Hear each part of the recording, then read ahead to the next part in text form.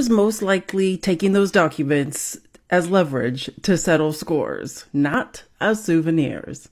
Which brings us to why the new reporting about the Pentagon document Trump talked about on tape is, to me, so revealing, almost kind of a light bulb moment in understanding this. As the New York Times mentioned in the reporting in the summer of 2021, there were several news stories about how General Mark Milley was working to prevent Donald Trump from attacking Iran in the last month of his presidency. This one from The New Yorker explained that as chairman of the Joint Chiefs of Staff, Milley had been engaged in an alarmed effort to ensure that Trump did not embark on a military conflict with Iran as part of his quixotics campaign to overturn the results of the 2020 election and remain in power. The chairman secretly feared that Trump would insist on launching a strike on Iranian interests that could set off a full-blown war. Now, Donald Trump absolutely hated that story.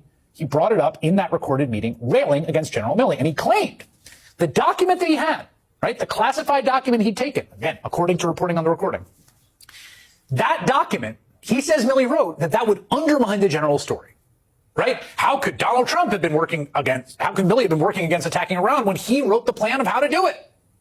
Now, again, to be clear, this is all, I think, misleading and bluster. The military has contingency plans for pretty much everything, including probably a war with Iran. Sources have also told multiple news outlets that Milley did not actually write that report.